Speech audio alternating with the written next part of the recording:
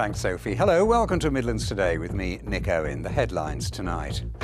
4 days on and the lingering impact of Storm Dara, with roads and canals still blocked by hundreds of trees. We've all got businesses to run. It's quite a negative effect, really. So leading up to Christmas, it's not fantastic. For the canal network, it's thought around 400 trees have fallen since the weekend. We'll be speaking to the Canal and Rivers Trust to find out what they're doing to sort it out. Also this evening, appealing for more carers from diverse backgrounds, as this region alone faces a shortfall of 700 foster homes.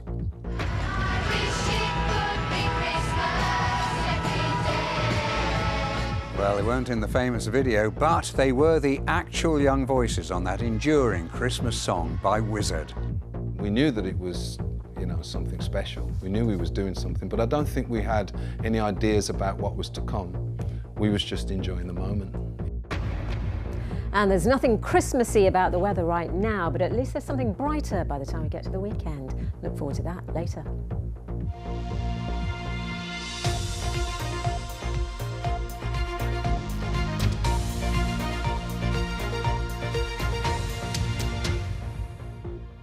Good evening.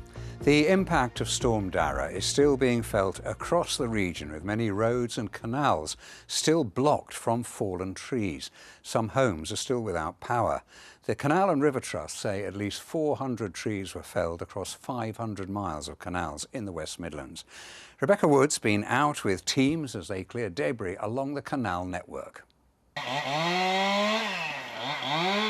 Continuing the clean-up after the devastation of Storm Dara to keep the canal network moving. Thousands of people use our waterways every day, and obviously when a storm comes through like this, it blocks the navigation, it stops people. Lots of people live on their boats, so it prevents them from getting to water points and essential services. It might even impact their boat directly, so it's really important that we clear them as quickly as possible. This tree is one of around 400 thought to have fallen across the network. Around 150 have been cleared so far, which means there's still about 250 to go. Teams have been out clearing away debris since the weekend and say they're finding more trees every day. The Canal and River Trust is a charity, and work like this doesn't come cheap. It's also having an impact on planned winter work. Obviously contractors coming in, there's a real cost to that. We estimate that to be around about £100,000 so far in contractor costs. And that is money as a charity. Canal and River Trust can't really afford to be diverting away onto storm damage, because it takes it away from other essential repairs that we need to carry out. Traditionally, the canals are quieter in the winter months. Here at Droitwich Spa Marina, there are plenty of boats moored up. But even here, blockages on the network have had a knock-on. Quite a few customers are still trying to make their way in for the winter period. We've got people stuck further north that can't get any further because of trees down and obstructing the canal navigation. So it's it has made a difference. The Canal and River Trust say they're hoping to have the work completed by Christmas, providing the weather doesn't hamper them again. Rebecca Wood, BBC Midlands Today, Bromsgrove. Meanwhile, a major road in Gloucestershire isn't expected to be cleared until next Monday at the earliest, after more than 50 trees came down. Local residents said it'll be even longer before their lives are back to normal. Dickon Hooper reports. Storm Dara has laid down a marker near Bourton. Many on this road can only get in and out now on foot, by crossing gardens or fields. You can't get out of your house? We can't get out, no, we can't at all. So. And how many people are in there? Probably the best, we've got 5 in there at the moment, so they're trapped inside. It's best seen from the air. The 10 to 15 houses affected on one stretch of a busy highway. We was all inside, and the first tree started to waver, like they started to crack and fall, and then that was it. Then the first one went, it was just a constant domino effect then moving forward. So, I mean, there's probably the best part of 40 to 30 trees that have fallen. Yeah, it's quite scary. The trees that are now being removed, revealing the damage left behind and the stories of what might have been. Residents helped a holidaymaker here after a tree collapsed on him, leaving him seriously injured. And he's been operated on with a shattered bone in his lower part of his spine. It sounds like the operation was a success. It's got around 2 months of recovery. Yeah, I'll always remember the crack in my ear as the tree was starting to fall and having to run, and then the silence when we called back and we couldn't hear him. It was like he's buried under the tree. Andrew and his wife Astrid run their own holiday business here and expect the impact of all this to last for weeks. And any damage to your property at all? Yeah, the fence is down, Yep. the hedge is broken, the wall came down like in parts. So we have We've all got businesses to run. It's quite a negative effect really. So leading up to Christmas, it's not fantastic. So, but we just got to hope what's going to come from this now is that these land areas also will get, the ones that are still standing will get hopefully chopped down really. Anything residents say to stop this from happening again. Dick and Hooper, BBC Midlands Today. Well, Storm Dara's also had an impact on a man from Kidderminster who spent £500 on repairs but being refused an insurance payout. Insurers told Dennis Iliff that the gust in his hometown was only 53 miles an hour. It has to be 55 to be considered a storm. He's now been left out of pocket after having his aerial replaced and chimney repaired. Lost for words at times, I tell you. I'm that annoyed about it. That's the point. I feel sorry for other people, old people who can't afford to get it done. You know, with the way things are, they just cannot afford to get it done. And they look on an insurance company to help them out. And the insurance company, they just don't want to know. Well, this afternoon, I'm glad to say, Mr. Iliff's insurance provider, Aegeus, has told us that after receiving additional information, they've now agreed to settle his claim. So, was Storm Dara a one-off then, or is this a symptom of a warming planet and a changing climate? Our science correspondent David Gregory Kumar is with us now. So, is climate change to blame? Short answer, yes. Climate change made Storm Dara worse. And I know usually when we talk after floods and storms in the Midlands, I always say, look, a one-off weather event, I can't say that was climate change, because we've always had storms and floods. Well, now scientists are starting to say, no, these one-off events, we can say there's a climate change component. So scientists from across the world now help a website called Climometer, and basically they've looked at Storm Dara and they've come up with a simple way for us all to understand the impact of climate change with the storm.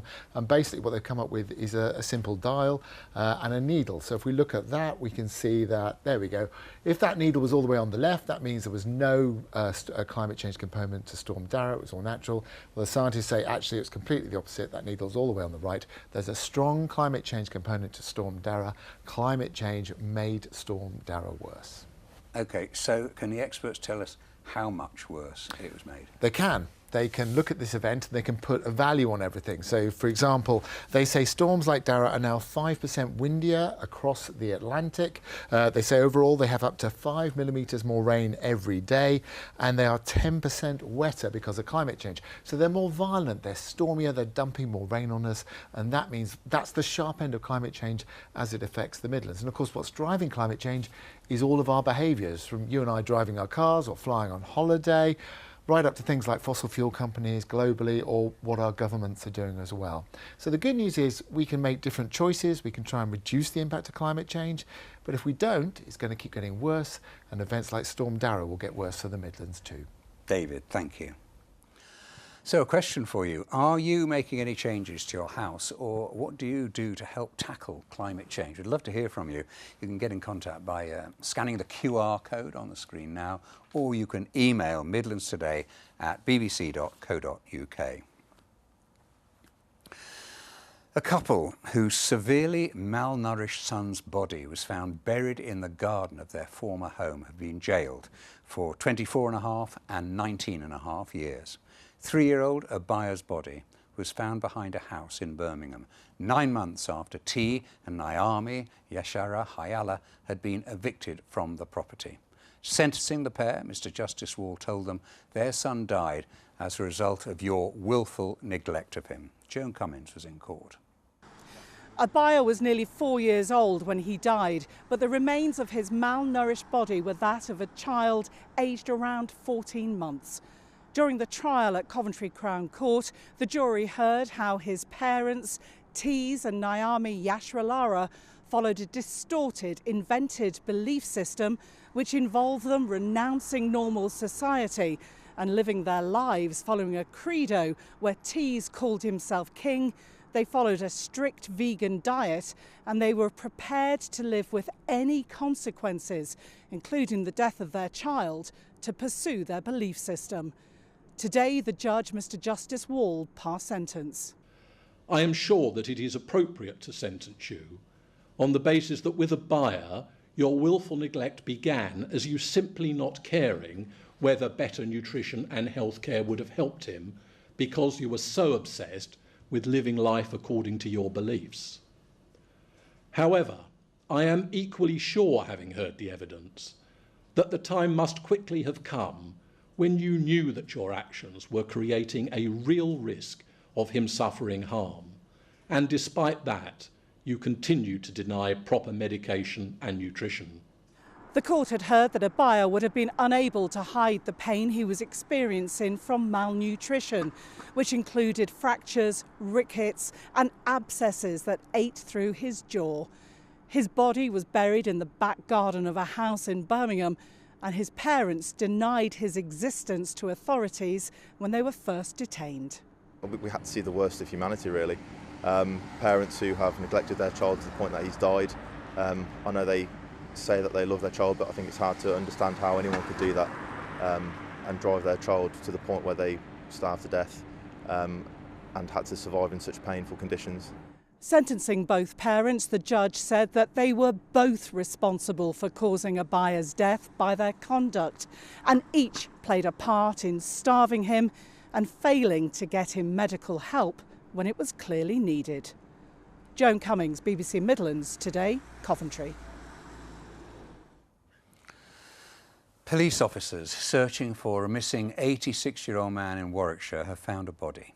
John Taylor was last seen 9 days ago, and the search effort attracted large groups of volunteers from across the county.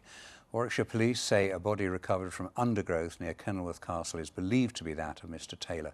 The force is awaiting formal identification, but his family have been informed. A woman has died after a severe fire broke out at a house in Solihull. Firefighters found her unconscious inside a property on Kingshurst Road in Shirley just before 10 p.m. on Tuesday. She was pronounced dead at the scene a short time later. West Midlands Fire Service say an investigation to establish the cause of the fire is still ongoing. Business leaders in Shrewsbury say the chance to host European football has been a big boost for the town's economy. The Welsh League champions TNS from Oswestry played the Swedish team Djurgården in the Europa Conference League 2 weeks ago. Thousands of away fans came to Shrewsbury for the game, which was played at the New Meadows Stadium. Tonight, TNS welcomed the Greek giants Panathinaikos for a match which has further benefited the local hospitality industry. The hotels, first of all, they'll be full tonight, but also the pubs are already seeing an increase in trade. I can see people now heading into them. And last time when we hosted the Swedish team, we saw a sort of threefold increase for some of the pubs, so a really great impact for the town. Birmingham has been hit by 4 different diseases which are putting extreme strain on healthcare. Flu has come earlier and hit harder than in previous years, but COVID-19, RSV and norovirus are increasing. Hospitals are running at almost 100% capacity across the city. I asked Dr Clara Day, Chief Medical Officer at NHS Birmingham and Solihull, if it was worse than normal this year. Well, there's always a surge of flu cases at this time of year, and of course, every year is slightly different. We had a particularly bad year a couple of years ago, but this year again is looking as though there are a lot of cases around at the moment, and certainly over the last week to 10 days, we've seen a lot of flu cases around in the community and in our hospitals. And although for most of us it's just a little bit of an inconvenience for a few days, actually for the more vulnerable amongst us, whether you're pregnant or elderly or got health conditions, it can be really quite a nasty illness, and that's what we're seeing at the moment. The trouble is, at the moment, flu is not the only problem. That's right. I mean, flu is the biggest one for us at the moment, but we're worried as we're coming into winter of several viruses, a so-called quad-demic, which is a difficult word to say, or the kind of festive four, as we're beginning to call them, of flu, COVID, which we're all familiar with, of course, RSV, which is, again is another respiratory virus, and norovirus, which is a virus that gives people diarrhea and vomiting. So there's certainly a risk of a lot of viral infections around at this time of year. So what should people do you think? Well, the great thing with 3 of those viruses is that there is effective vaccination available, and the vaccines are safe and effective, but they can prevent people from getting the illness. But if they do get the illness, it also makes the symptoms less bad and, of course, prevents spread for those around you. So we would certainly continue to recommend vaccination. And we're particularly worried this year because uptake of vaccinations across the board are lower than we would normally expect. Dr. Clara Day, thank you very much. And thanks to you for joining us this Thursday evening here on Midlands Today. Shafali's here shortly, promising a little solar uplift later in the week. And also coming up...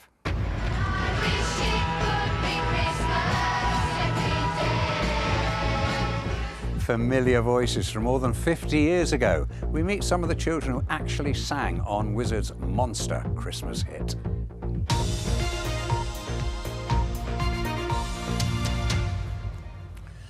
Now, the number of children in care in the UK is at a record high of 100,000, but the rise comes at a time the number of fostering households are falling. As of May 2024, the UK was facing a shortage of 6,500 foster families. The West Midlands has a shortage of 700 foster carers. Children from black and ethnic minority backgrounds are particularly feeling the brunt of this change. Imran Ali has been finding why it's important to have more households from more diverse backgrounds.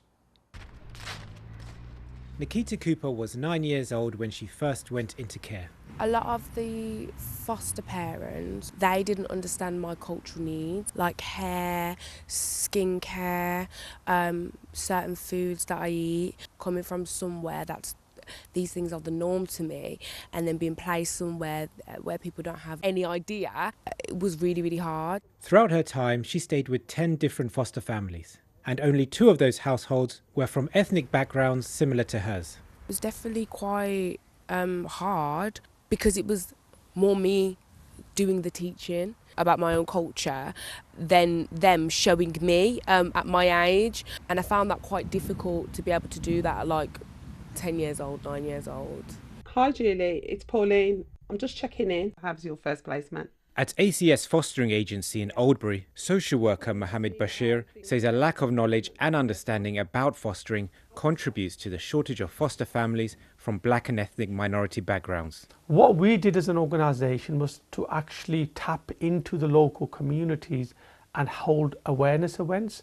We wanted people to have the knowledge that you're having the opportunity to give something back.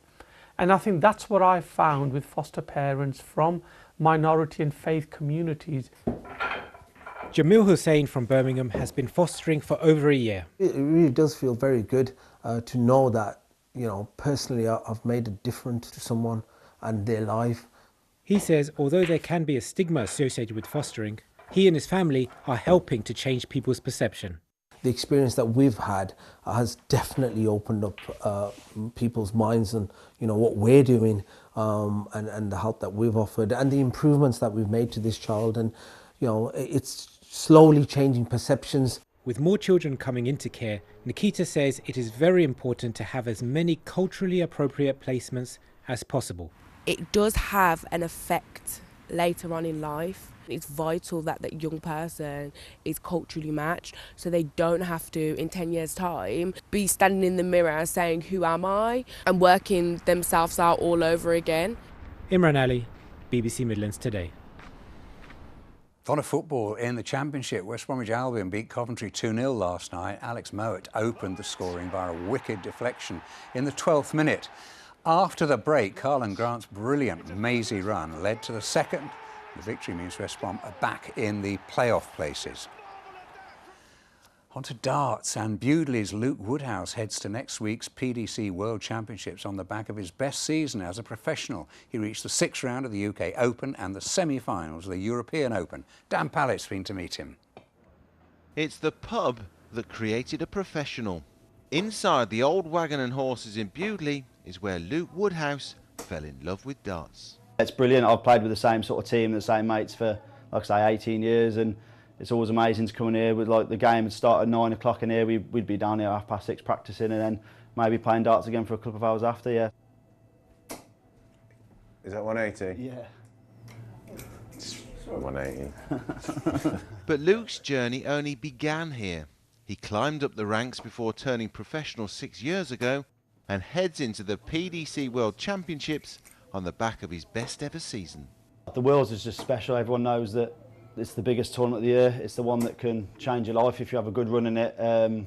I think being at Christmas and stuff as well, and the crowds they're all it's all sold out, and yeah, it's just a special tournament, really special tournament. He's ranked just outside the world's top 32, but sometimes he still turns out for his old pub team on a Friday night. I probably feel more pressure playing in a pub than I do on the stage at the World Championships, to be honest, because everyone expects you to play well, and sometimes it don't happen. So for some reason, having sort of 10, 15 people watching you on one board is more nerve-wracking than having thousands behind you watching you.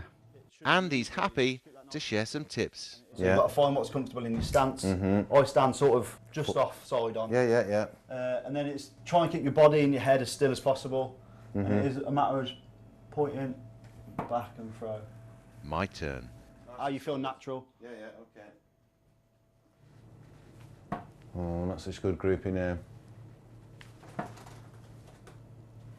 Oh well, that's why I'm not going to the Ali Pally, and he is. Dan Pallett, BBC Midlands Today, the old wagon and horses in Bewdley. Good luck, Luke. It's time now to name the West Midlands winner of the BBC Sports Personality of the Year Unsung Hero. It's the Birmingham football coach Asha Raghi who set up Dream Chasers FC to get young people off the streets. She's grown the club from just 10 players to hundreds of youngsters and set up a centre offering advice and mentoring to their parents as well. When I started Dream Chaser, it wasn't about become a football coach or professional and have a club. I didn't have those ideas on the back of my head. My idea is to just find a safe space for the young people to play and to make sure they're involved with the football, not otherwise. Yeah, we'll have a full report on Asha and the work she does on tomorrow evening's programme. Now this will get you in the mood. A group of former pupils from the West Midlands have reunited to recreate their part in one of the world's most famous Christmas songs. BBC Radio WM's Sarah Julian went to meet them.